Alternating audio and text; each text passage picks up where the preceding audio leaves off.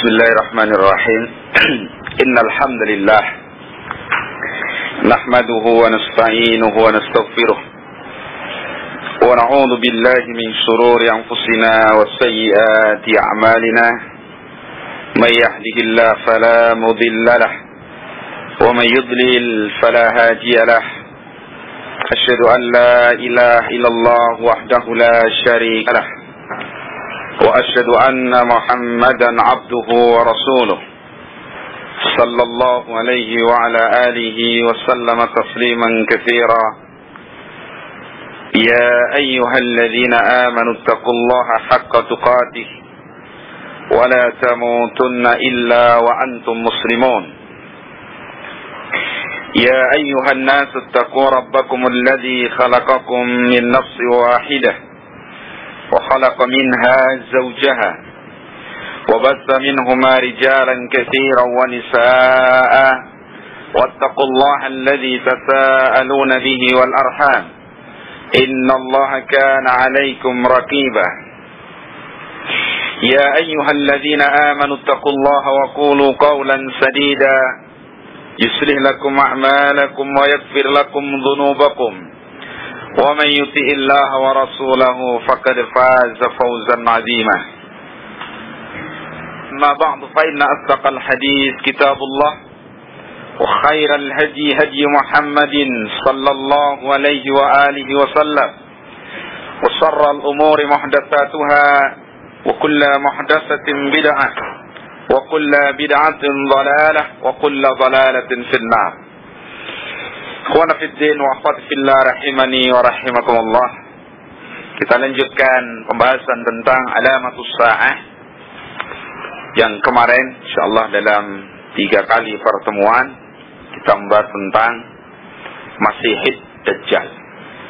Dan insyaallah sekalipun ringkas mudah-mudahan bisa menjadi bekal bagi kita di dalam mensikapi atau memahami secara benar tentang fitnah Masih Dajjal yang Allah Subhanahu wa taala menjadikan fitnahnya itu sebagai tanda dekatnya hari kebangkitan yaumul qiyamah.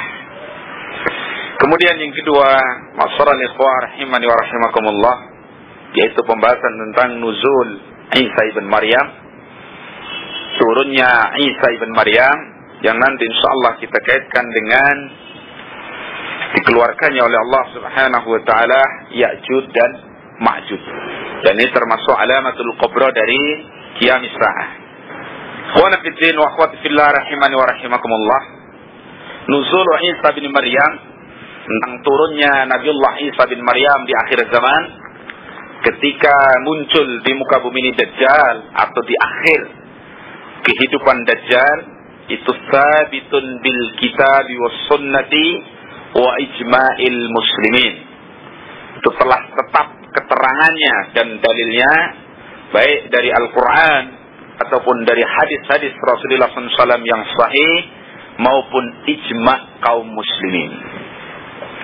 Kan para ulama ahli hadis menghukumi bahwa dalil-dalil dari hadis Rasulullah SAW tentang turunnya Isa bin Maryam sebagaimana turunnya keluarnya Masih Dajjal itu adalah hadis-hadis yang sampai derajat mutawatir. Jadi tidak ada lagi keraguan bahwasanya hal itu pasti akan terjadi. Ya, yaitu keluarnya Dajjal dan apa? Turunnya Nabiullah Isa ibn Maryam. Itu pasti. Karena itu tidak boleh seorang pun dari kaum muslimin itu meragukan hal itu. Walaupun kemarin tentang pemahaman Mu'tazilah sudah kita sampaikan akan batalnya apa yang mereka jadikan keyakinan tentang masalah ini. Nah, kemudian ikhwana fiddin rahimani wa rahimakumullah, yang dimaksud Isa bin Maryam adalah Isa putra Maryam bintu Imran, ya.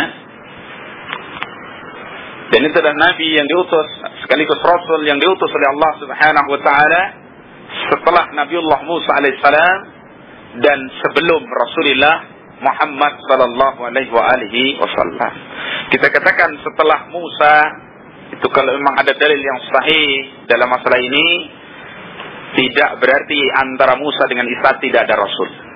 Tapi datangnya Isa itu setelah Musa dan sebelum Rasul kita Muhammad sallallahu alaihi wasallam.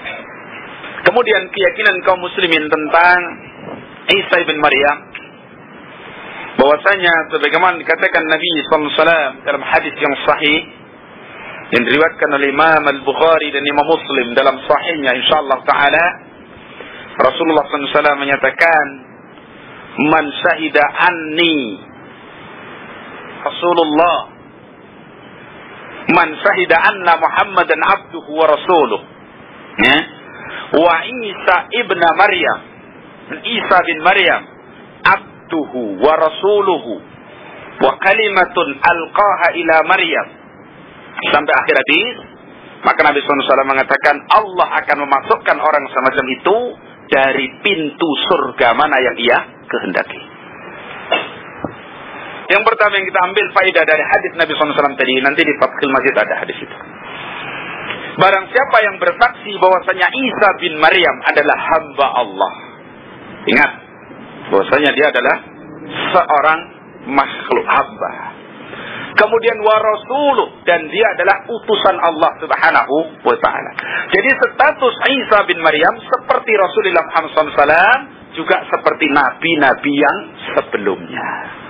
Itu abdun wa rasuluh. Ya. Cuma di situ Allah katakan wa kalimatan alqaha ila Maryam, dan Isa itu adalah kalimat yang Allah letakkan pada Maryam. Yang dimaksud kalimat itu adalah qauluhu ta'ala kun. Innama amruhu idza arada shay'an ayaqula lahu kun fayakun. Kun itu kalimatullah, fayakun itu Isa ibn Maryam. Karena itu sekalipun dikatakan kalimatullah, itu bukan berarti Isa itu bukan makhluk. Ya. Kita pahami bahwa kalamullah bukan makhluk, Al-Quran bukan makhluk, kalimatullah bukan makhluk. Tapi yang dimaksud adalah al-kalimatan alqaha ila Maryam, itu kalimat Allah, kun. Kemudian Isa itu terjadi dengan kun tadi, fayakun itu Isa. Karena itu dalam ayat tadi dibedakan oleh ulama. Adapun kun itu kalimatullah bukan makhluk. Adapun fayakun itu makhluk. Dan wujudnya siapa? Isa ibn Maryam. Jelas ya? Nah. Jadi keyakinan kita tentang Isa bin Maryam, dia adalah pertama hamba Allah sebagaimana Rasulullah Muhammad sallallahu alaihi wasallam. Karena itu tidak boleh diangkat kepada derajat yang melebihi derajat yang semestinya, yaitu abdul. Yang kedua, dia adalah utusan Allah Subhanahu wa taala. Karena itu sekalipun dia hamba biasa, tidak boleh diturunkan derajatnya sampai kepada derajat yang tidak semestinya.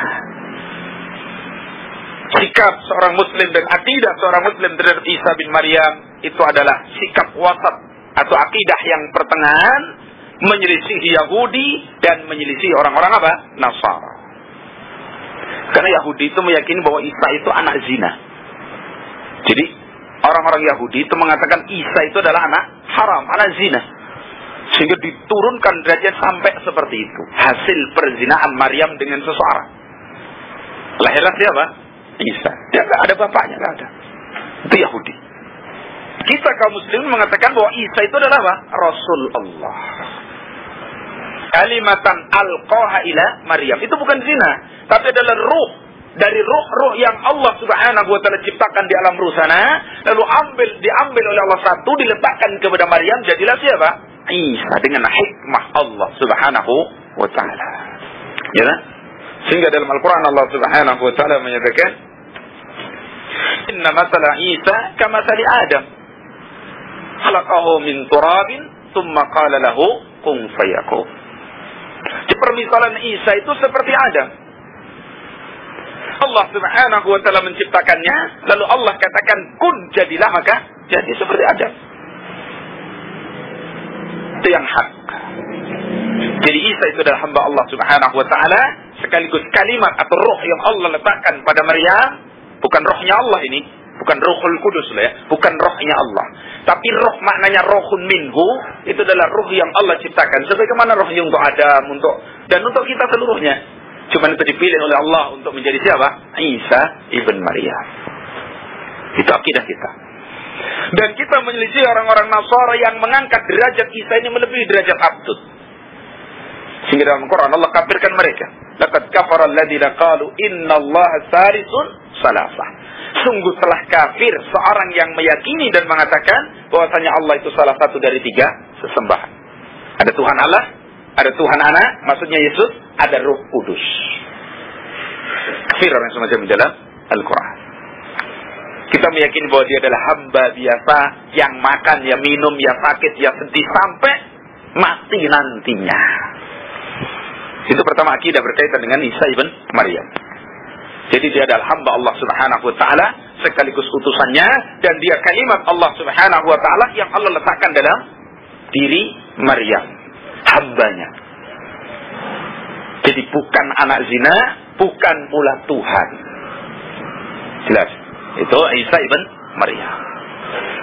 Itu yang pertama, akidah yang harus kita pegang. Dan keistimewaan Isa, Masya Allah, banyak sekali mukjizat Allah berikan kepada Isa bin Maryam. Bahkan Nabi SAW mengatakan, yatakallamu fil mahdi salasun. Bahwasanya anak yang masih dalam gendongan yang bisa bicara itu 3 orang. Cuman 3 ini enggak pembatasan. Ada yang lain, nanti dalil yang lain berarti menambah. Dalam hadis riwayat Bukhari Nabi mengatakan begitu. Ya, yatakallamu fil mahdi salasun. Berbicara pada mahdi gendongan itu berapa? 3 orang. Yang pertama Isa bin Maryam. Jadi ketika Maryam ini melahirkan dalam keadaan susah karena nggak ada suaminya, sehingga datang ke kaumnya, diperintah oleh Allah untuk puasa bicara, diem. Sehingga kaumnya ini teriak, pokoknya mereka, bagaimana bapakmu orang baik, ibumu orang baik-baik, kok kamu berzina? Dicerca seperti itu kamu. Maryam mengatakan fa'asarat ilaih. Maka Maryam mengisyaratkan kepada bayi yang digendongnya tadi siapa? Isa. Kemudian dalam Al-Quran katakan surat Maryam, qala inni Abdullah. Isa lalu bicara. Setelah tadinya manusia mengatakan apa? Kaifa nukallimu man kana fil mahdi sabiyyah. Ketika Maryam mengatakan fa'asarat ilaih, kaumnya menjawab, kaifa nukallimu man kana fil mahdi sabiyyah. Bagaimana ya Maryam kami akan berbicara dengan orang yang masih dalam gendongan? Sabiyyah kecil. Qala, maka Isa langsung bicara. Qala inni Abdullah, saya ini adalah hambanya Allah. Terus sampai akhir ayat. Itu yang pertama, bayi yang bicara dalam gendongan. Yang kedua adalah ketika kisah Juraij, ya kan, ada di kalangan Yahudi dulu, ahli kitab, ada seorang ahli ibadah yang namanya Juraij. Kemudian dipanggil oleh ibunya dan seterusnya dalam kisah yang masyhur insyaallah, sampai akhirnya terfitnah dengan wanita yang berzina dengan seorang pengembala. Lalu wanita ini datang kepada masyarakat lalu mengatakan bahwa ini adalah hasil perzinahan dia dengan si Juraij. Akhirnya Juraij berdoa kepada Allah Subhanahu wa taala lalu menusuk lambung bayi ini tadi lalu mengatakan, "Man abuka ya ghulam?" Siapa bapakmu? Qala abi ra'yal ghanam. Bapakku itu pengembala kambing. Baru tahu seperti itu.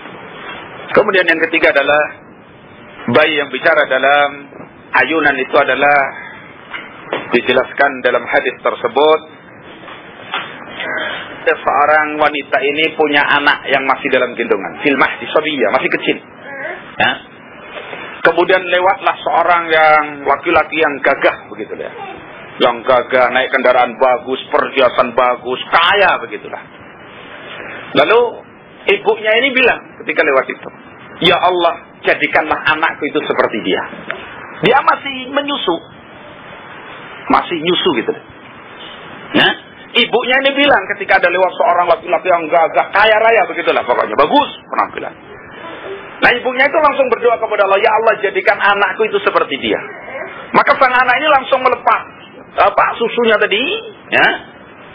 Kemudian lalu mengatakan, berdoa anak ini, "Ya Allah, jangan jadikan aku seperti dia." Kembali lagi dia menyusu. Sekedar itu aja. Jadi begitu menyusu, ibunya melihat orang yang kaya raya lewat tadi, ibunya mengatakan, "Ya Allah, jadikan anakku seperti dia." Langsung dilepas susunya tadi. Ya, ketika menetek tadi dilepas, lalu berdoa dia menimpa ibunya, "Ya Allah, jangan jadikan aku seperti dia." Lalu dia menyusu lagi. Maka ibunya ini takjub, heran, "Wahai anakku, kenapa kamu berdoa, jangan jadikan aku seperti dia ketika melihat orang yang kaya?" Dan ketika melihat budak yang dipukuli, dituduh berzina dan mencuri, kamu mengatakan jadikan aku seperti dia. Maka kata anak tadi, wahai ibu, sesungguhnya seorang yang kaya raya yang lewat tadi, dia adalah seorang yang sombong dan tidak beriman kepada Allah. Adapun budak tadi adalah orang yang dituduh mencuri dan berzina, padahal dia tidak melakukan itu. Maka dia sekedar mengucapkan apa? Hasbiyallah wa ni'mal wakil. Kemudian kembali menaikkan. Sudah. Ini 3 bayi yang bicara pada waktu masih dalam gendongan. Ada juga ketika kisah Ashabul Ukhdud itu dalam surat Al-Buruj dijelaskan. Qutila Ashabul Ukhdud, ceritanya seperti itu. Ketika seorang yang beriman semua mau dimasukkan paret api oleh raja yang kafir itu kan. Kemudian tinggallah seorang ibu yang menggendong anaknya. Beriman dia. Karena kasih sayangnya kepada anak, dia ragu masuk apa enggak masuk ke paret api. Maka anak ini langsung bicara sama ibunya, wahai ibu, masuklah, terjunlah ke paret api itu. Engkau di atas kebenaran. Maka tanpa ragu-ragu terjun.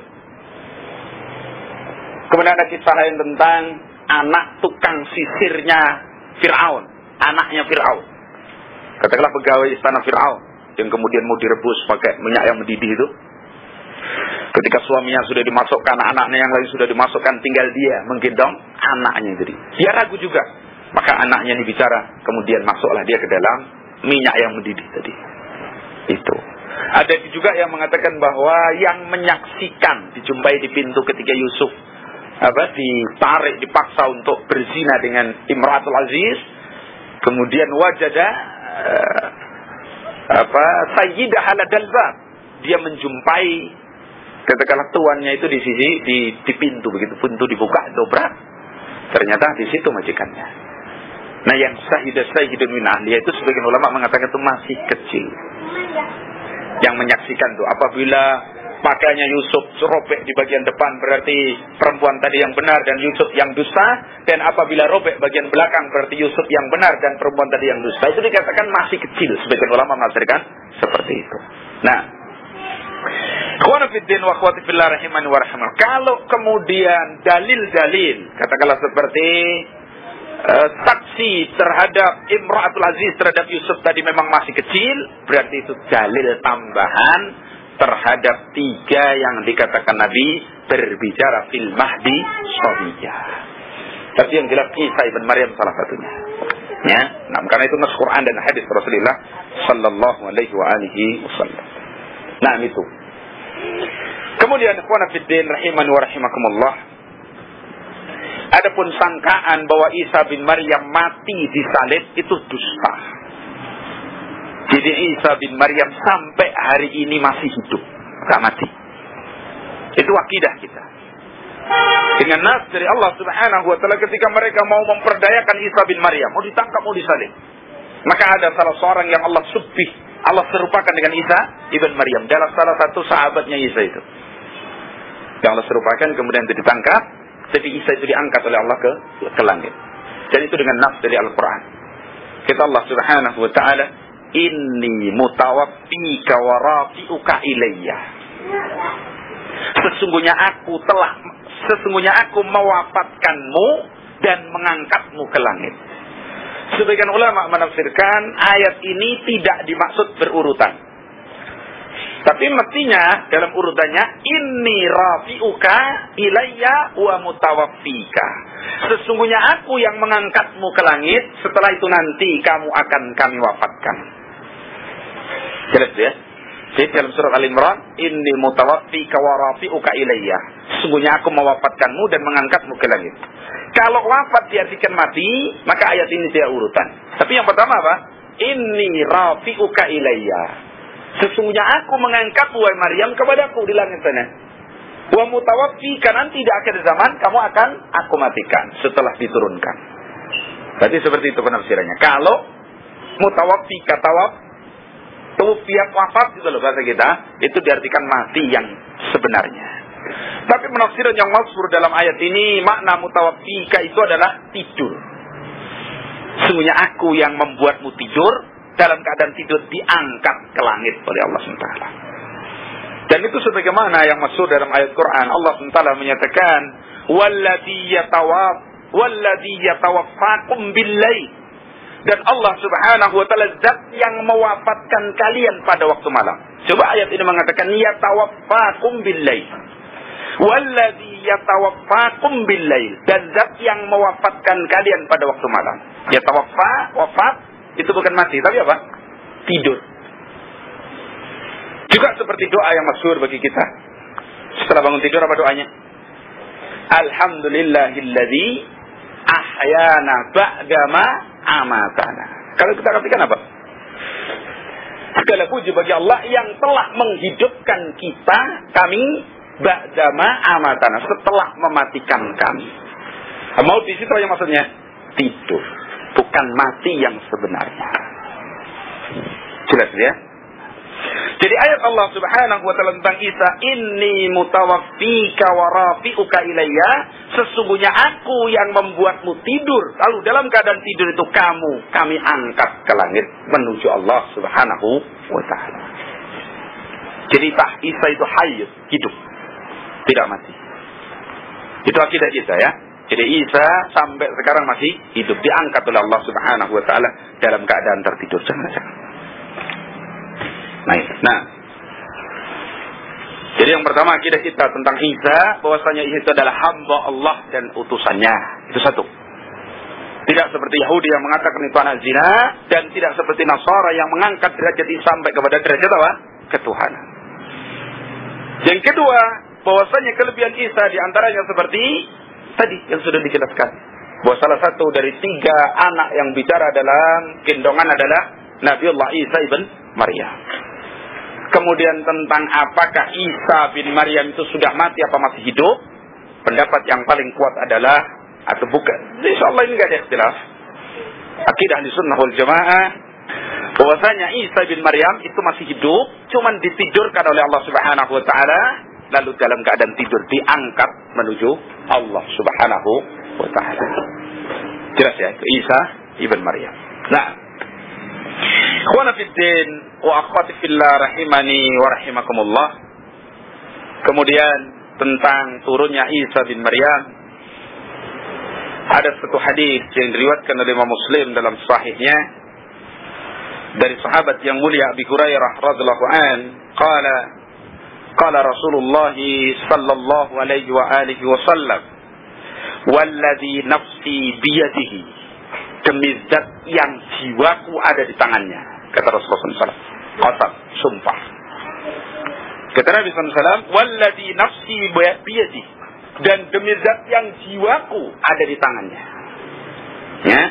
La yusikanna ayyanzila fikum ibnu Maryam, hampir akan turun di tengah-tengah kalian Isa ibn Maryam. Itu pada masa Rasulullah SAW. Ausaka itu termasuk af'alul surut, segera gitu. Jadi sungguh-sungguh segera akan turun fikum di kalangan kalian Isa ibn Maryam.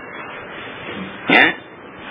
Hakaman muqsitan, sebagai hakim yang adil. Dalam riwayat yang lain, hakaman adilan, sebagai hakim yang adil. Muqsit sama adil sama adil. Karena itu pertama Allah Subhanahu wa taala menurunkan Isa bin Maryam nanti di akhir zaman itu sebagai hakim yang menghukumi dengan syariat Rasulullah sallallahu alaihi wa alihi wasallam, bukan dengan apa yang dibawa Isa dahulu, bukan. Hakaman muqsitan.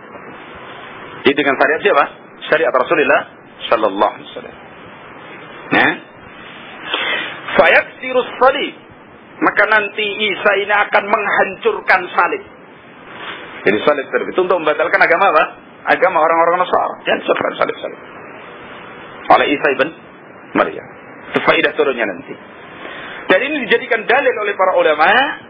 Fayaksirus salib, menghancurkan salib ini, bahwa di dalam berdakwah ilallah itu kalau kita sudah diberi kemampuan, maka disyariatkan bagi kita untuk menghancurkan sarana-sarana kesyirikan atau kekufuran atau peribadahan kepada selain Allah. Ada satu kisah yang menarik, ikhwan fiddin rahiman wa rahimakumullah. Dulu di India sana ada satu patung besar berhala. Yang berhala ini dikeramatkan oleh orang-orang India seluruhnya. Orang-orang Hindu katakanlah. Setiap apa saja mereka mempunyai hajat, mereka mesti datang ke situ. Lalu katakanlah di situ tempat mereka menaruh harta benda mereka, sesajen, katakanlah korban, sampai harta benda sebagian mereka, katakanlah kalau sekarang seperti zakat, ditaruh di situ seluruh. Tempat meminta berkah. Itu ada berhala. Kemudian ada seorang sultan, penguasa muslim, yang waktu itu mau menyerang Hindia ini. Ya. Begitu mendengar sultan ini mau menyerang Hindia, maka orang-orang Hindia mengutus sebagian mereka untuk menemui raja ini tadi. Guna apa? Guna menyuap raja tadi untuk supaya tidak sampai menyerang India. Karena mau menghancurkan ini tadi, berhala ini tadi. Maka dipikir oleh sang raja tadi. Ini fadilah raja tersebut. Setelah dipikir, maka dia tetap memutuskan bahwa kami tetap akan menyerang India. Dia mengambil janji pahala dari Allah guna menghancurkan pusat kesyirikan ini tadi. Padahal dia diiming-imingi dengan katakanlah harta yang begitu banyak, kekuasaan dan seterusnya, supaya tidak sampai menghancurkan, menyerang India dan menghancurkan apa? Berhala mereka. Tapi sang raja ini berniat terus melaksanakan azamnya, niatnya. Berangkatlah. Akhirnya diserang Hindia tadi, lalu dihancurkan berhala besar ini. Nah, setelah dihancurkan berhala tersebut, maka dia menjumpai di bawah berhala tadi, di gua di bawah berhala tadi, perbendaharaan emas perak yang begitu banyak, yang jauh lebih banyak daripada harta yang diiming-imingkan semula tadi. Ini fadilah dari mengedepankan syariat Allah Subhanahu wa taala daripada selainnya. Akhirnya hilanglah pusat kesyirikan terbesar pada waktu itu di negeri India. Ya. Dan demikian juga kalau misalkan kita ini memiliki kekuasaan atau mungkin sultan atau amirul mukminin atau yang lainnya, maka sarana-sarana yang membawa kepada perbuatan syirik, sarana yang membawa kepada perbuatan kufur, sarana yang membawa kepada bentuk peribadahan kepada selain Allah, itu hendaklah dihancurkan. Sebagian wasiat Rasulullah SAW kepada Ali bin Abi Thalib, ya, la tada' qabran musrafan illa sawaitah. Janganlah kamu membiarkan kubur yang ditinggikan kecuali kamu ratakan. Wala tada' timsalan illa qata'tah. Dan jangan kamu membiarkan ada patung kecuali kamu hancurkan. Kasartah. Dan apa? Kalung yang dijadikan jimat kecuali kamu potong. Itu wasiat Rasulullah SAW kepada siapa? Ali bin Abi Thalib. Hancurkan. Karena itu kita dilarang meninggikan kubur, dilarang kita di memasang gambar, dilarang kita di mematungkan seorang tokoh dan seterusnya. Karena semua itu adalah sarana menuju perbuatan apa? Syirik dan kufur. Itu salah satu dari pokok dakwah Islam apabila sudah sampai kepada bentuk kekuatan. Nah, kembali kepada pembahasan Isa bin Maryam. Kata Nabi SAW, la yusikanna ayyanzila fikum ibnu Maryam hakaman muqsitan, sebagai hakim yang adil, fayaqtirus salib, maka nanti akan menghancurkan salib-salib itu. Ya. Wa yaqtulul khinjir, dan akan membunuh babi. Dan ini penambah kekuatan dari keterangan Allah bahwa babi itu haram. Jadi itu binatang yang buruk. Ya. Nah, wa yaqtulul khinjir. Wa yadha'ul jizyah, dan akan membatalkan jizyah. Jizyah itu upeti. Jadi kalau katakanlah pajak. Nah, pajak dalam Islam itu cuma diterapkan kepada orang non-muslim. Seperti kufur mu'ahad. Kemarin dalam taklim sudah dijelaskan kufur mu'ahad. Jadi kalau seorang itu hidup di negeri Islam dalam perjanjian atau kufur dhimmi.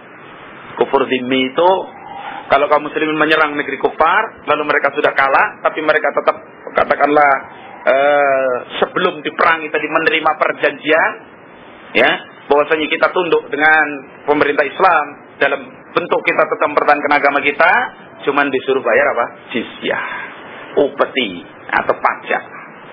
Sehingga dalam Islam itu nggak ada orang muslim disuruh bayar pajak, itu nggak ada. Itu kedzaliman. Nah, semua ini sekarang pajak, ya lah. Kepala pajak, padahal kepala enggak. Ya dari dulu punya kepala, pajak, kepala. Bikin rumah pajak, tanah pajak. Semua berpajak. Usaha apa saja pakai pajak. Nah, dan itu adalah sistem yang diterapkan oleh orang-orang kufar. Jadi asalnya pajak itu cuma ditarik dari mana? Dari seorang kufur dhimmi tadi. Jadi orang kafir yang hidup di negeri Islam dalam keadaan tidak membayarkan agamanya, dia membayar jizyah, pajak. Dan ini syariat Rasulullah sallallahu alaihi wasallam. Sekarang dikatakan di sini wa yada'ul jizyah. Apakah Isa ini nanti akan membawa syariat lain sehingga dibatalkan pajak tadi padahal itu syariat Nabi SAW? Tidak. Kita katakan apa? Yang menasih, yang memansuh disyariatkannya pajak itu adalah Rasulullah SAW.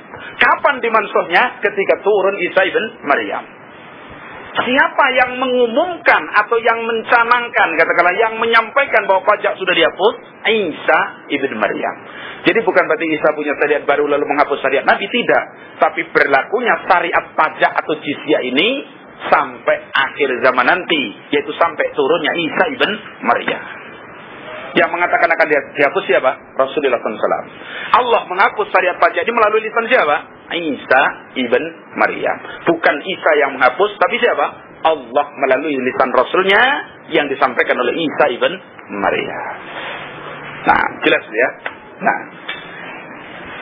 jadi wa yaqtulul khinzir wa yada'ul jizyah wa yafidul malu.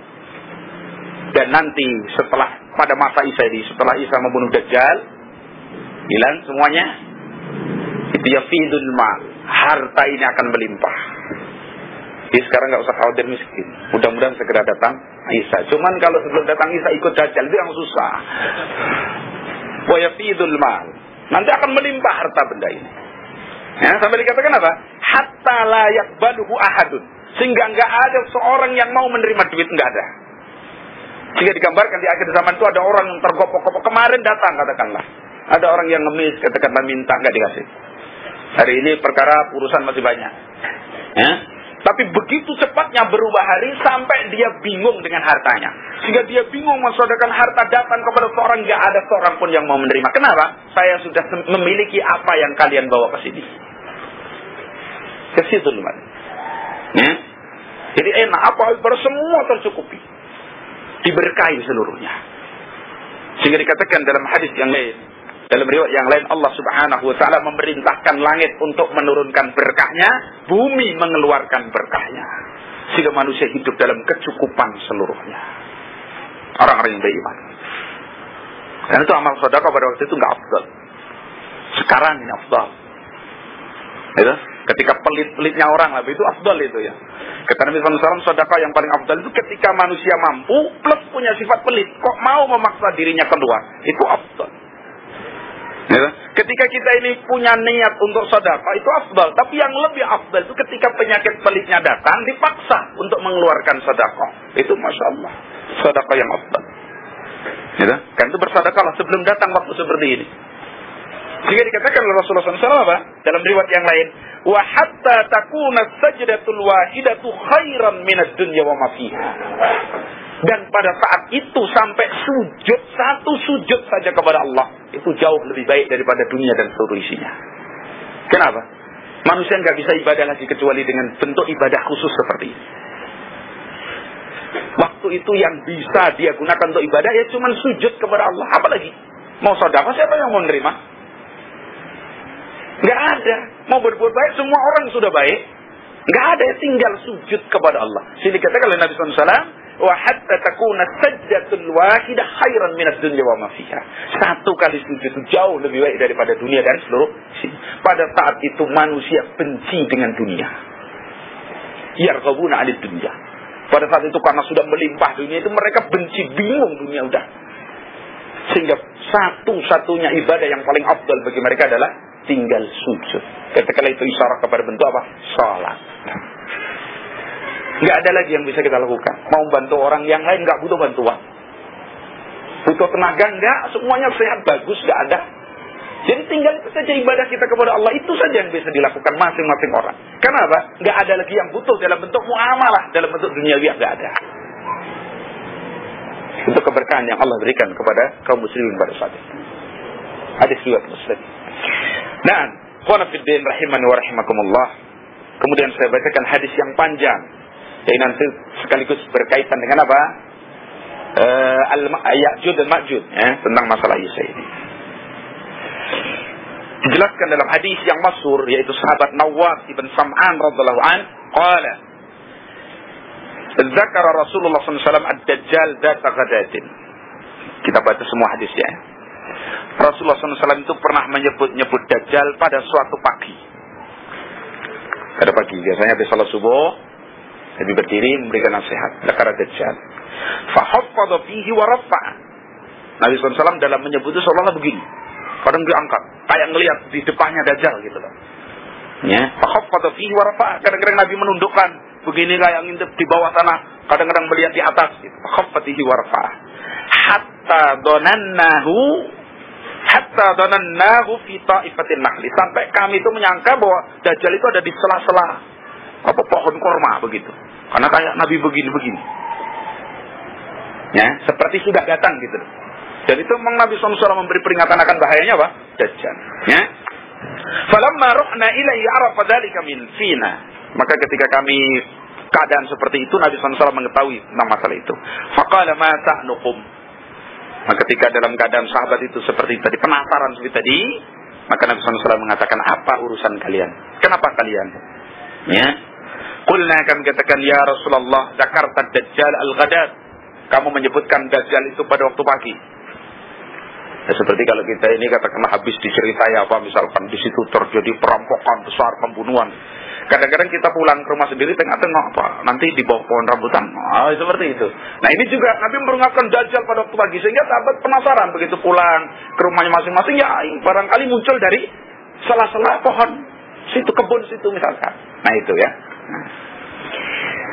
Jadi dikatakan, ya Rasulullah, Zakarta Dajjal al-Ghadab, fahaffat fihi wa rafa'ta hatta daranna fi ta'ifatin nahli.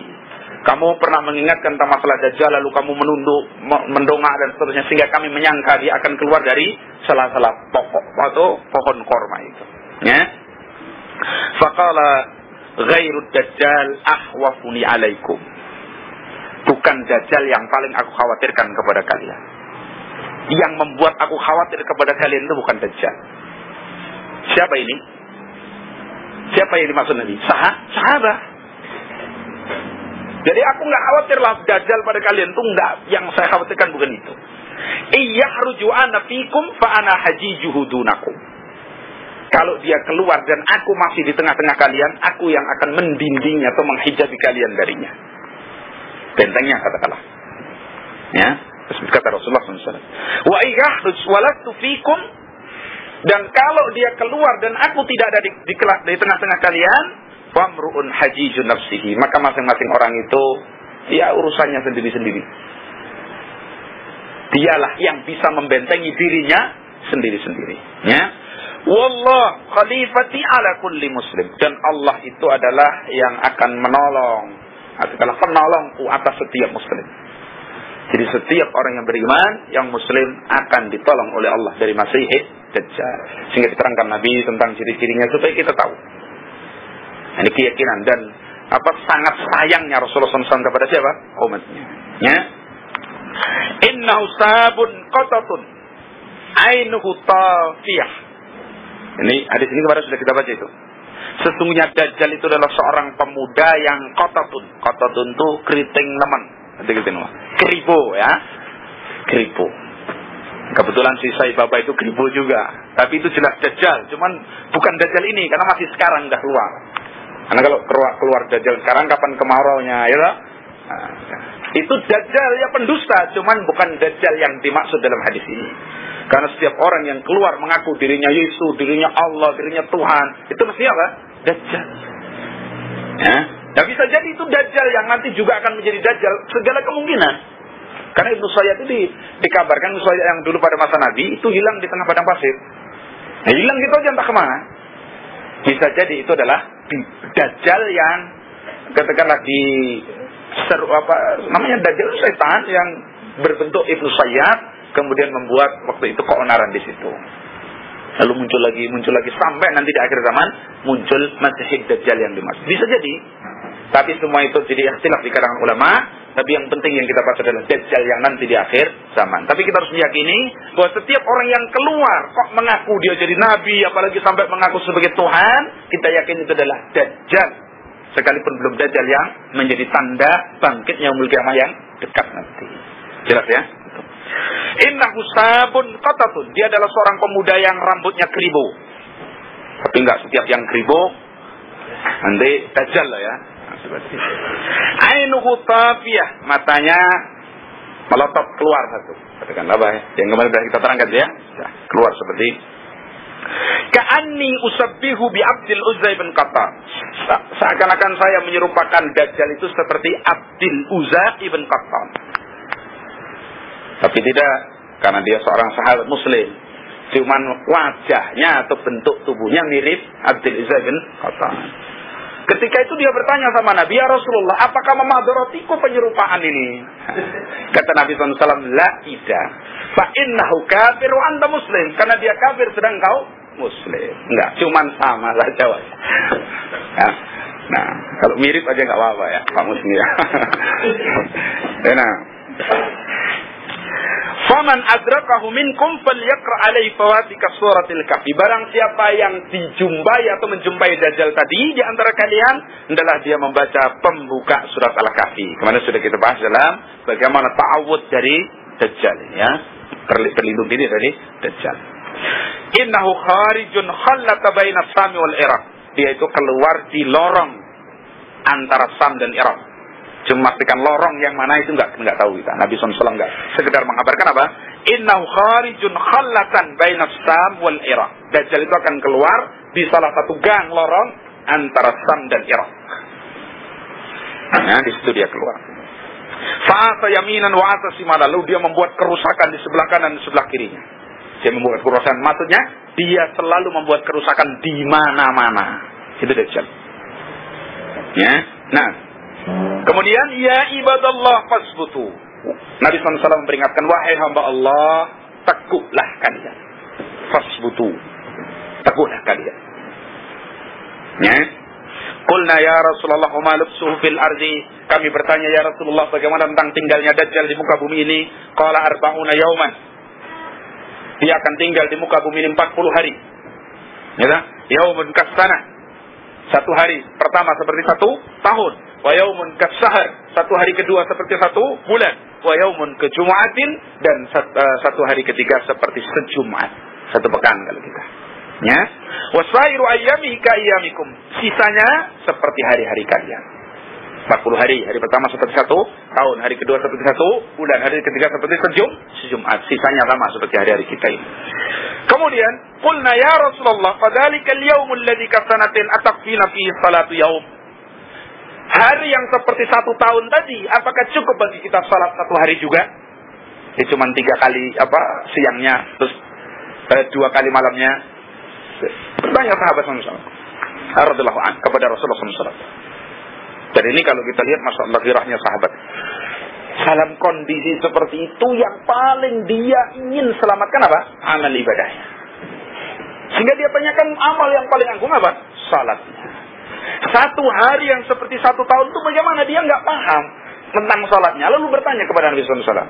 Itu menunjukkan apabila ada muskilah di kalangan sahabat, mesti mereka tanyakan kepada siapa? Rasulullah SAW. Lalu dijawab oleh Nabi SAW. Kata Nabi SAW, qala lah, tidak. Uqduru lahu qadrahu. Kira-kirakan ukuran salat tadi. Jadi kita pakai kira-kira seperti hari biasa ini. Jadi kira-kira ini sudah duhur, sekalipun mungkin matahari masih.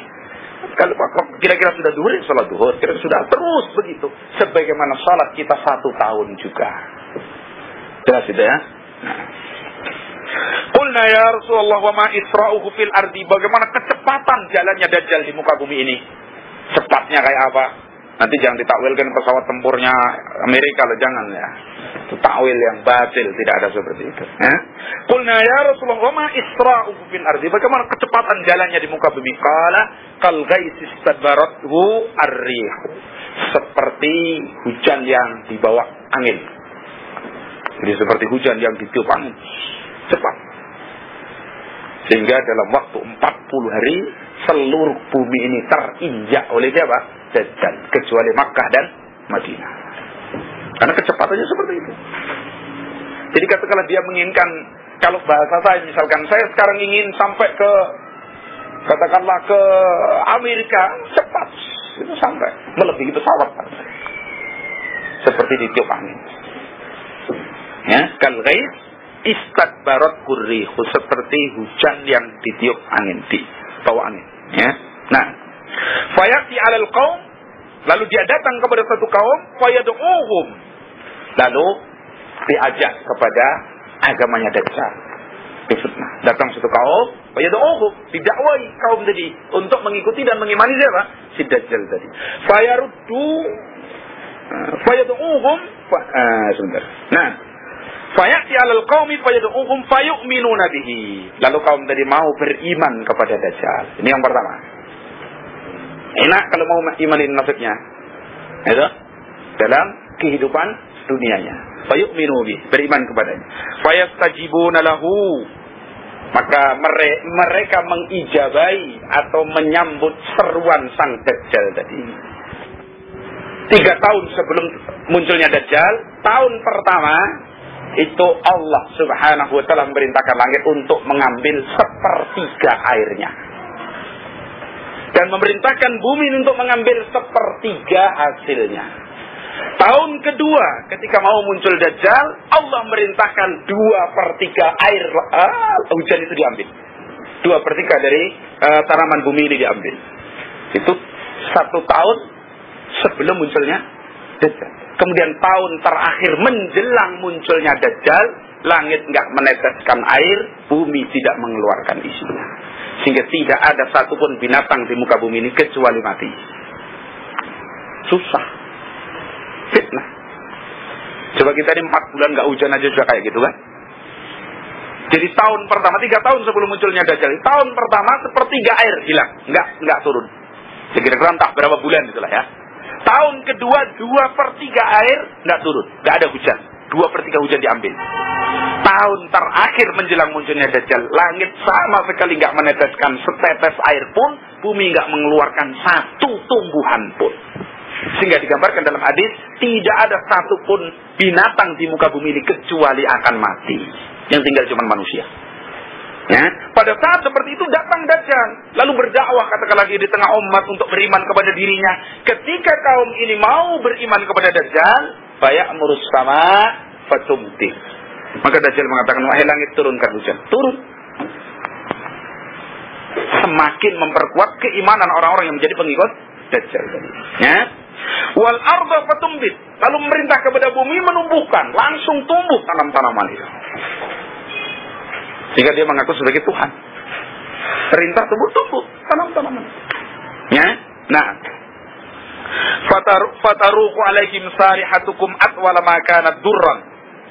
Maka kembalilah apa yang menjadi milik mereka dahulu itu lebih banyak lagi. Sehingga digambarkan itu seperti punuk binatang yang paling tinggi. Jadi kembali cukuplah kehidupan mereka. Setelah setahun sebelumnya sama sekali nggak menerima hujan, tidak ada tumbuhan. Semua kembali dengan penuh dengan sebab keimanan dia kepada Dajjal. Tapi itu fitnah. Ya. Nah, kemudian sampai kepada kisah tentang pembunuhan seorang mukmin tadi. Lalu kemudian dalam keadaan ketika dia baru menghidupkan orang yang beriman dari yang dibelah oleh Dajjal tadi, kemudian dia, andaikan orang ini saya bunuh, apakah kalian beriman kepada saya? Nah, dibunuh. Andaikan orang yang sudah saya bunuh ini saya hidupkan lagi, apa kalian beriman kepada saya? Iya, akhirnya dihidupkan lagi. Begitu mau dibunuh lagi, dia tidak mampu. Maka rajul ini yatahallal wajhu. Jadi seorang yang dibunuh Dajjal tadi semakin dia yakin dan semakin ceria wajahnya di hadapan Dajjal tadi. Tidak mampu lagi Dajjal untuk membunuhnya. Fa bainama huwa kadzalik, ketika Dajjal ini sedang memperlakukan pengikutnya seenak dia, katakanlah ditipu tadi ya dengan cara membunuh dan seterusnya itu tadi, fa bainahu wa kadzalik iz ba'atsallahu ta'ala al-Masih ibnu Maryam. Maka tiba-tiba Allah mengutus Isa ibn Maryam, turunlah Isa bin Maryam. Jadi akhir perjalanan Dajjal di situ ya. Fayanzilu indal manaratil bayda sarqiyya Dimasqa baina mahrudataini. Isa itu turun nanti di sisi sebuah menara putih.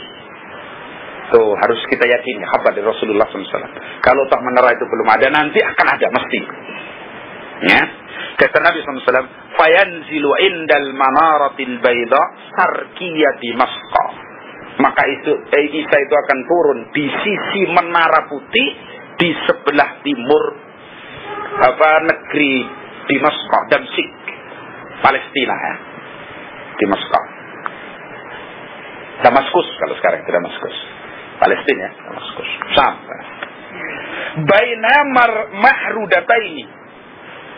Dia itu pakai diapit 2 kain yang bagus gitu loh. Isa ini turun diapit 2 kain yang bagus. Wa di ankafai ala ajnihati malakaini, meletakkan kedua telapak tangannya itu di 2 sayap malaikat. Jadi gantung. Dan itu nanti orang yang enggak hari ini membantah aneh dan seterusnya akan terbukti itu nanti. Kita harus yakin.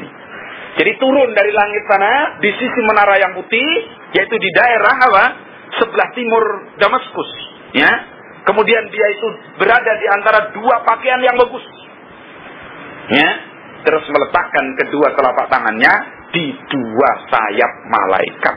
Kafai ala ajnihati malakaini, di sayap 2 malaikat. Tergantungan gitu, gantung. Terus turun. Itu Isa bin Maryam. Bisa itu Allah Subhanahu wa taala. Nah, idza taqta'a ra'sahu qatara. Jadi kalau dia itu mengangguk-anggukkan kepalanya Isa itu kotor, meneteskan air dari kepalanya, dari rambutnya tadi. Jadi kalau dianggukkan begini kepalanya, kalau merundukkan kepalanya begini, meneteskan air dari kepalanya tadi. Ya. Wa idza rafa'ahu, kalau dia angkat begini lagi, tahaddara minhu jumanun kallu'lu. Jadi kalau menundukkan begini, menetes air itu seperti mutiara jatuh itu. Tapi kalau diangkat lagi, seperti berpencaran dari kepalanya tadi, itu butiran-butiran air yang seperti mutiara. Jadi indah. Kalau menundukkan, kalau meneteskan air yang jernih betul. Saking jernihnya itu digambar seperti apa? Lu'lu', mutiara. Ya, begitu dia angkat lagi, inhadar itu meleset, kata ini. Hadar itu apa? Ya menyiprat, katakan begitu ya. Dari kepalanya tadi, memercik dari kepalanya tadi itu jumarun kallu'lu, butiran-butiran seperti mutiara. Itu Isa. Ya. Fala yahullu likafirin yajidu rika nafasihi illa mata. Coba. Dan tidak menempat pada seorang kafir yang terkena nafasnya Isa ini tadi, kecuali dia akan mati. Berarti sakti, bukan begitu ini ya. Ini mukjizat ini. Karena dijelaskan dalam hadis yang lain, orang kafir itu kalau Isa turun, orang kafir itu kalau ketemu Isa, kemudian Isa bernapas begitu, dia tersentuh nafasnya, akan meleleh, mati. Digambarkan seperti garam yang kena air, lama-lama meleleh. Apa namanya, larut. Kalmilah. Ya, jadi nafasnya itu. Nafas Isa itu. Jadi orang kafir kena nafasnya Isa mati. Lahul likafirin yajidu riha nafasihi illa mata. Jadi dekat bahu nafasnya Isa itu, baunya mati. Bukan berarti sangkung jengkolan begitu, tidak. Artinya ya memang itu ya mukjizat dari Allah Subhanahu wa taala seperti itu. Ya. Wa nafasuhu, sedang nafasnya ini tadi yang tahila haitsu yantahi tarfuhu. Jadi nafasnya ini sejauh akan berhenti, katakanlah sana itu ujungnya sana di mana pandangan matanya itu berhenti. Jadi kalau melihat sana ujung sana ya segitu itu nafasnya. Jika orang kafir sekali sembunyi sana kok ketemu nafasnya mati. Nah itu. Ya, itu Isa bin Maryam. Fayatlubuhu hatta yudrikahu bibabiluddin. Maka Isa ini akhirnya mencari Dajjal. Dan dia yang akan membunuh Dajjal. Mencari Dajjal ini. Dicari Dajjal itu kemana-mana. Hatta yudrikahu bibabiluddin. Sampai dijumpai di pintu Lut. Itu di dekat Palestina. Di pintu Lut, daerah dekat Palestina. Maka begitu dilihat terkena nafasnya Isa tadi, maka Dajjal itu lumpuh. Fayaktuluhu, maka dipenggallah sama Isa bin Maryam ini, sehingga Allah masih tunjukkan bahwa darahnya Dajjal itu ada di pedangnya Isa tadi, bahwa betul-betul Isa telah membunuhnya, dibunuh. Itulah Dajjal. Selesai fitnah Dajjal. Ya, itu nah. Setelah itu apa? Summa ya'ti Isa. Kemudian datanglah Isa sallallahu alaihi wasallam qauman, kepada kaum qad asamahumullahu minhu, yang Allah Subhanahu wa taala telah terjaga kaum ini dari Isa ibn Maryam. Fayamsahu an wujuhihim, maka diusap wajah mereka, ya. Wa yuhadditsuhum bidarajatihim fil jannah, lalu Isa itu membincangkan tentang mereka, kedudukan mereka di surga, orang-orang yang beriman. Dijelaskan sama Isa tentang derajat-derajat mereka di surga. Kaum yang itu tadi, orang-orang yang beriman, karena pada Dajjal sudah kalah Dajjal dan pasukannya. Ya, sehingga dalam riwayat yang lain, Yahudi pengikut Dajjal itu ketika peperangan dengan orang yang beriman, sampai dia sembunyi di balik batu, sembunyi di balik pohon, semua batu mengatakan, ya Muslim, ada Yahudi warai. Ini Muslim, wahai orang Muslim, ini Yahudi di belakangku. Kata batu tadi, maktuluh, bunuhlah. Kecuali satu pohon yang namanya apa? Gharqad. Fa innahu syajaratul yahud. Itu pohon Yahudi. Maka sekarang ini dikabarkan, wallahu a'lam bishawab, mereka itu membudidayakan pohon ini tadi, pohon mereka Gharqad tadi. Karena mereka itu ngerti lah kabar tentang mereka, itu tahu bahwa nanti kita nasibnya seperti itu, tahu. Ikuti hawa nafsunya. Tidak mau kembali beriman kepada Allah Subhanahu wa ta'ala. Sampai batu pohon yang dijadikan sembunyi ketika kita perang nanti, orang yang Muslim bersama Isa, bersama Imam Mahdi dan tidak akhir zaman, berperang itu melawan Dajjal dan pasukannya, sehingga Yahudi sembunyi di balik batu, batu ngomong. Batu itu sampai ngomong, bicara, ya Muslim, di belakangku ini ada Yahudi, bunuh. Kecuali satu pohon namanya apa? Gharqad. Ya. Nah, kemudian fabainama huwa kadzalik, ketika Isa bersama kaum muslimin seperti itu, ya, id auqallahu ta'ala ila Isa, maka Allah memberikan wahyu kepada Isa ibn Maryam. Wahyu ini bunyi bagaimana? Maknanya, inni qad akhrajtu ibadan liya la yudanu li ahadin bi qitalihim. Sekarang ini wahai Isa, aku sudah mengeluarkan hamba-hambaku, makhluk-makhlukku, yang tidak ada seorang pun mampu memerangi dan membunuh mereka. Apa maksudnya? Ya'juj dan Ma'juj. Jelas ya. Setelah Isa bersama kaum muslimin selesai membunuh Dajjal, kemudian sudah bincang-bincang tentang bagaimana kenikmatan Allah dan seterusnya di surga dan seterusnya, tiba-tiba Allah memberikan wahyu kepada Isa bahwa saat ini aku telah keluarkan hamba-hambaku, yang dikatakan dalam hadis ini apa? La yudanu li ahadin bi qitalihim. Tidak ada seorang pun yang memiliki kemampuan untuk memerangi mereka. Rusak. Ya'juj dan Ma'juj, kaum yang ganas. Tapi itu keturunan siapa? Adam. Dan orang ini, masya Allah, itu pada zaman Zulkarnain dulu, itu sudah membuat kerusakan. Kemudian dibentengi oleh Zulkarnain. Pada masa Nabi SAW itu mengatakan bahwasanya hari ini telah berlubang bentengnya Ya'juj dan Ma'juj sekian. Sudah bolong sekian pada masa Nabi. Itu semakin lebar terus sampai keluarnya atau robohnya benteng tadi keluar pada masa Nabi Isa ibn Maryam turun. Ya'juj dan Ma'juj, tidak ada satupun kaum yang bisa mengalahkan mereka. Ya. Jadi sekaligus ini kisah Ya'juj dan Ma'juj, ya.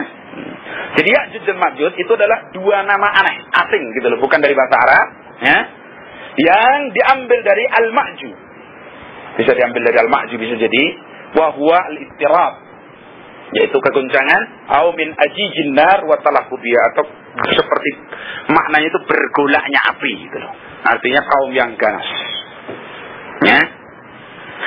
Sehingga kisah Dzulqarnain dalam Quran dikatakan hatta idza balagha baina saddaini, maka ketika Dzulqarnain itu tiba di antara dua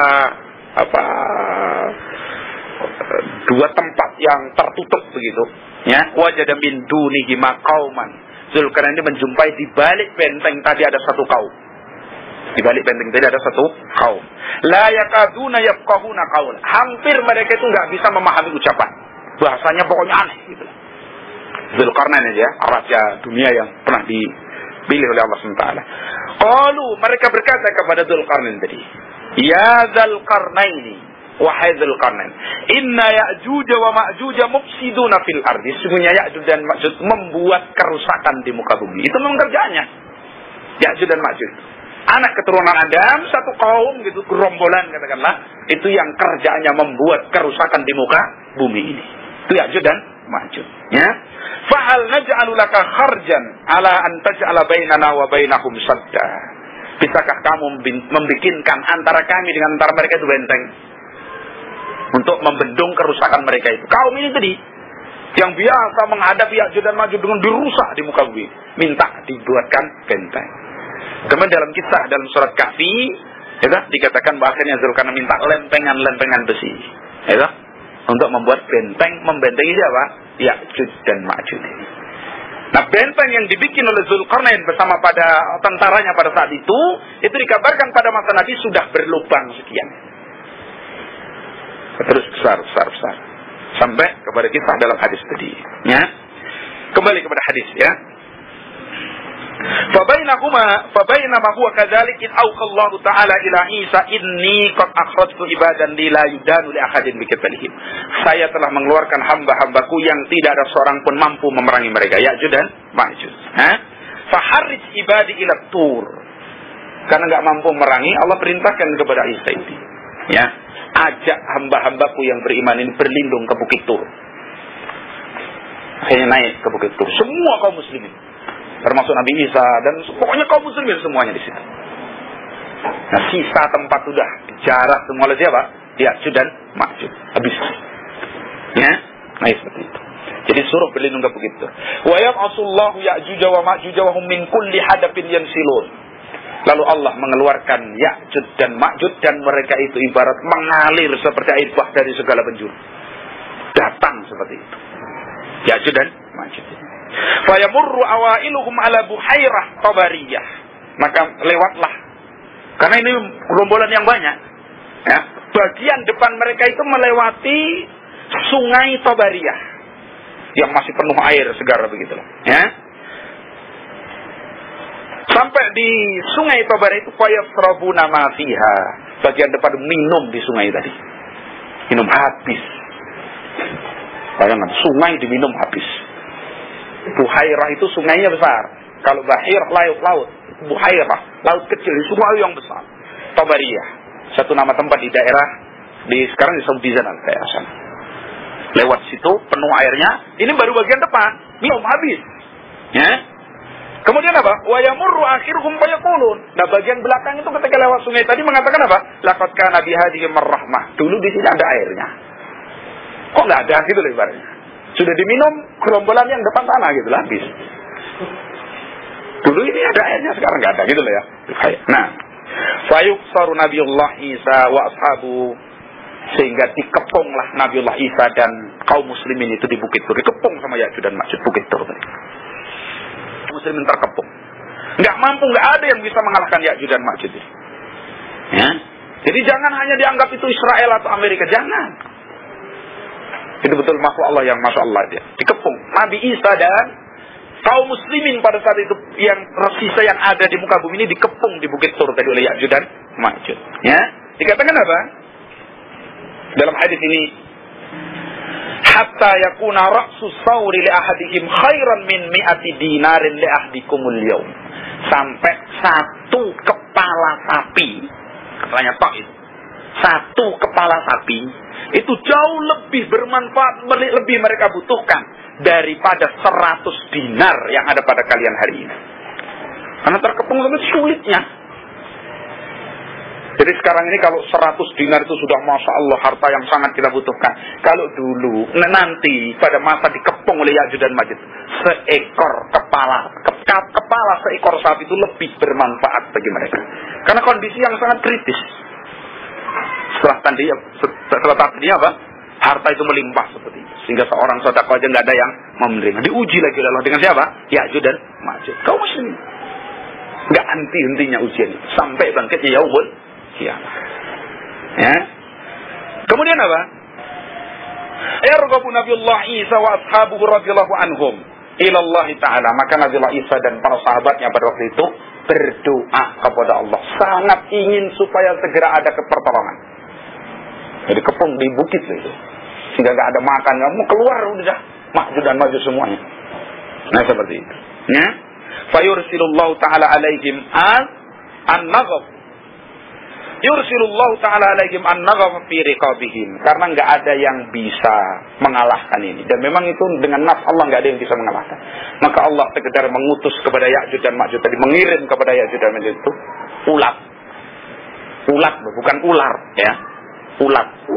Apa namanya? Ular bahasa kita ya, ulat. Naghaf. Yang Allah letakkan di leher-leher mereka, lehernya Ya'juj dan kelompok Ya'juj dan Ma'juj. Ya, dikirim apa? Ular itu. Berarti siapa yang membunuh mereka, yang memerangi mereka? Ular. Ular itu, ulat. Bukan ular ulo, bukan ya, ulat. Ular bahasa kita. Ya tak? Nah seperti itu. Nah, fayursilullahu ta'ala alaihim an-naghaf fi riqabihim, semacam ulat di rikab mereka, di leher-leher mereka. Fayusbikuna farsaka mauti nafsin wahidatin, maka spontan mereka dengan sebab ulat tadi mati secara total. Gitu? Jadi dikatakan farsaka mauti nafsi wahidin itu seperti wabah, gitu, mati total. Sekian banyak ya dan itu mati. Nanti banyak yang bisa digambarkan dalam hadis ini. Ya? Sumayah bitu Nabiullah Isa wa ashabuhu radhiyallahu anhum. Perhatikan ini, ilal ard. Maka setelah lama sekali dikepung tadi, maka kemudian setelah ditolong oleh Allah bahwa Ya'juj dan Ma'juj mati, ya dengan dikirim dari ulat di leher mereka, maka Isa dan para sahabatnya ini turun kembali ke bumi ini dari ke bukit Tur tadi. Coba perhatikan banyaknya itu. Fala yajiduna fil ardi mawdi'a sibrin illa mala'ahu zahamuhum wa natanuhum. Perhatikan. Sehingga ketika turun dari bukit tadi tidak dijumpai satu jengkal pun dari bumi ini kecuali di situ ada bangkai siapa? Ya'juj dan Ma'juj. Enggak ada lagi tempat, penuh dengan bangkai mereka. Bumi ini. Cuman bukit tadi tempat berlindungnya Isa dan kaum muslimin. Begitu sudah dimatikan oleh Allah, begitu mereka mau kembali ke bumi tadi, kembali lagi keluar dari tempat terkepungnya tadi, dia tidak menjumpai satu sibron, satu jengkal. Enggak ada satu jengkal pun tanah ini yang tersisa, kecuali di situ ada bangkainya siapa? Ya'juj dan Ma'juj. Dan bau busuknya. Kata hukum. Jadi masya Allah kira-kira kayak apa itu? Wow. Ya. Jadi penuh di bumi itu. Ya. Fayarghabu Nabiullah Isa wa ashabu radhiyallahu anhum ila Allah. Maka Nabi Isa berharap meminta betul kepada Allah dan juga kaum muslimin pada saat itu supaya menghilangkan bangkai-bangkai tadi. Nah, siapa yang mampu menghilangkan? Tidak ada satu tempat sibron pun itu kecuali di situ bangkai mereka dan baunya. Maka Allah berdoa maka Nabi Isa berdoa kepada Allah dan kaum muslimin untuk supaya hal ini Allah SWT memberikan pertolongan. Ya? Nah ini. Kemudian apa? Fayursilullahu ta'ala tayran ka'anakil buhat. Maka Allah SWT mengirim burung-burung seperti leher-leher unta. Burung itu bentuknya seperti itu. Jadi Allah mengirim burung. Dengan doa Nabi tadi Allah mengirim burung. Ya, ka'anakil buhat seperti itu. Ya, seperti leher-leher unta tadi, seperti itu. Ya, fatahmiluhum, maka burung tadi masing-masing membawa bangkainya siapa? Ya'juj dan Ma'juj. Fatabruhuhum haitsu Allah, maka bangkai tadi dilemparkan oleh burung tadi ke arah mana yang Allah kehendaki. Buang katakanlah untuk membuang bangkai-bangkai tersebut. Ya, nah, summa yursilullah azza wa jalla mataran. Kemudian Allah SWT menurunkan apa? Hujan yang lebat, la yukinnu minhu baitu madarin wala wabarin. Ya, yang hujan itu betul-betul ibaratnya menimpa tanah yang tandus maupun tanah yang subur, pokoknya seperti menimpa seluruh permukaan tanah, begitulah. ditimpa hujan yang deras itu tadi. Ya, fayabsilul arda hatta yatrukaha kazzalafah. Maka seolah-olah hujan ini mencuci permukaan bumi sehingga seluruh permukaan bumi itu seolah-olah seperti kaca yang mengkilap. Bersih tuh. Setelah tadinya penuh dengan bangkainya Ya'juj dan Ma'juj, dicuci oleh Allah dengan hujan tadi sampai seperti apa? Zalafah. Zalafah itu kalau bahasa kita kaca. Jadi mengkilap bersih betul permukaan bumi ini. Ya, summa yuqalu lil ardi, setelah bersih enggak ada tanaman apa, meling begitu ya, mengkilap seperti kaca. Enggak ada apa-apa, enggak ada tanaman, enggak apa-apa. Padam gitu. Semuanya ditimpa hujan bersih, menghilangkan apa? Bau dan bangkainya Ya'juj dan Ma'juj. Setelah keadaan seperti itu, summa yuqalu lil ardi, kemudian Allah katakan kepada bumi ini, ambiti samarataki, keluarkan tumbuh-tumbuhan. Tumbuh. Ya, waruddi barakataki, kemudian kembalikan berkahmu. Bumi menunggu terus, ya. Faya mau izin takulul isabatu minar rummanah. Ya. Jadi pada saat itu ketika sudah turun, sudah tumbuh, bumi menjadi subur kembali, ya, berkah keluar katakanlah dari bumi dengan kehendak Allah SWT, maka saat itu seorang yang katakanlah satu kelompok jamaah kecil bisa makan dengan puas banyak. Ya, wa yastadilluna bi kisfiha. Jadi mereka bisa memakan rumman itu semacam apa? Delima, buah delima. Jadi satu buah delima itu bisa mencukupi jamaah yang banyak itu, kelompok yang banyak. Dikatakan dalam hadis ini, fa yauma idzin taqulul isabatu minar rummanah. Satu buah delima itu bisa dimakan oleh sekelompok orang yang banyak. Sehingga saking besarnya buah ini tadi, karena berkahnya tadi, apa? Wa yastadilluna bi kisfiha. Nah, kulit cangkangnya delima tadi bisa digunakan untuk berteduh oleh mereka. Mereka berteduh di bawah kulit delima tadi. Jadi kalau habis dikupas tarus itu katakanlah delik di bawahnya itu bisa. Itu menunjukkan apa? Besarnya buah pada itu dengan berkah dia apa? Allah Subhanahu wa taala. Ya. Wa yubaraku fir rizqi, dan diberkahi dalam susu katakanlah. Hatta innal likhata minal ibil latak fil fi'ama minan nas. Sampai anak unta, anaknya ini itu belum katakanlah mestinya belum diperah susunya, anaknya ini karena diberkahi susu tadi bisa menghasilkan susu yang cukup sekian kelompok banyak dari manusia minum darinya. Satu ekor unta. Yang kalau hari ini diperas begitu malah mati cuma enggak keluar. Berkah yang diberikan oleh Allah Subhanahu wa taala. Walikhah minal baqar la takfi qabilatan minan nas. Dan anak sapi itu bisa susunya tadi memenuhi satu qabilah manusia. Ya. Kemudian walikhah minal ghanami la takfil fakhida minan nas, dan seekor anak kambing susunya bisa mencukupi jumlah manusia yang banyak sekalipun tidak sampai derajat seperti kabilah. Nah, wa bainahum kadzalika idba'atallahu ta'ala rihan thayyibatan, nanti ya. Maka ketika seperti itu Allah Subhanahu wa taala mengutus angin yang sangat bagus, rihan thayyibah. Berhembuslah angin yang sangat bagus. Fata'khuduhum tahta abatihim. Maka angin tadi mematikan mereka lewat sela-sela ketiak mereka. Jadi terobos angin maksudnya. Mati. Itu ya. Itu orang-orang muslim. Jadi tidak ada setiap orang muslim kecuali tersentuh angin ini lalu mati. Muslim yang di akhir zaman itu tadi ya.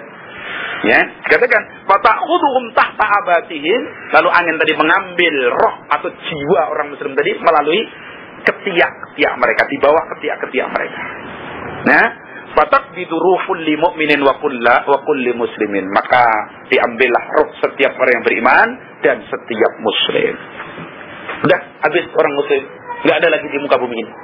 Apa kata Nabi SAW? Wa yabqa sirarun nas, tinggallah sejelek-jelek manusia di muka bumi. Semua orang yang beriman dan orang Islam mati semua dengan sentuhan angin tadi. Tinggal apa? Wa yabqa sirarun nas, dan yang tersisa di muka bumi ini dengan sejelek-jelek manusia. Yataharajuna fiha taharujal khumur. Mereka itu biasa melakukan perbuatan keji seperti berzina, seperti khimar berzina. Maksudnya apa? Mereka melakukan perbuatan zina itu terang-terangan di depan manusia, nggak ada apa. Sudah ketemu langsung, ketemu gitu aja udah. Tanpa lagi ada apa? Adab dan malu. Enggak ada. Ya? Nah, fa'alaihim taqumus sa'ah. Maka di atas orang-orang semacam ini bangkitlah hari kiamat. Hadis riwayat Muslim. Kan itu Rasulullah SAW menyatakan, di antara manusia yang sejelek-jelek manusia, itu manusia yang tegak padanya hari kiamat. Atau manusia yang paling buruk adalah orang yang menjumpai bangkitnya yaumul kiamat. Karena ketika bangkit yaumul kiamat, orang muslim sebelum bangkit sudah mati semua dengan tiupan angin tadi. Jadi akhir dari tanda-tanda yang terakhir dari yaumul kiamat itu, Allah mengutus angin yang lembut tadi, yang menyentuh setiap orang yang beriman atau orang muslim, lalu wafatlah mereka. Tinggallah di muka bumi sejelek-jelek makhluk. Jelas ya? Nah, akhwana fiddin wa akhwati fillah rahimani wa rahimakumullah. Demikian sudah kita ambil dua hal, yaitu turunnya Isa ibn Maryam, yang itu akidah kita wajib kita imani, dan dikeluarkannya oleh Allah Subhanahu wa taala makhluknya yang bernama Ya'juj dan Ma'juj untuk membuat fitnah dan ujian bagi kaum muslimin setelah Dajjal, sampai akhirnya Allah menolong kaum muslimin sehingga wafatlah mereka seluruhnya dengan angin yang Allah kirim kepada mereka. Lalu tersisalah menjelang bangkitnya yaumul kiamat siapa? Sirarun nas, sejelek-jelek manusia. Nah, demikian. Wallahu a'lam bishawab. Mudah-mudahan bisa menjadi ilmu yang bermanfaat dan memperkuat akidah kita sebagai seorang yang beriman. Sampai di sini pembahasan kita. Wa akhiru da'wan alhamdulillahirabbil alamin.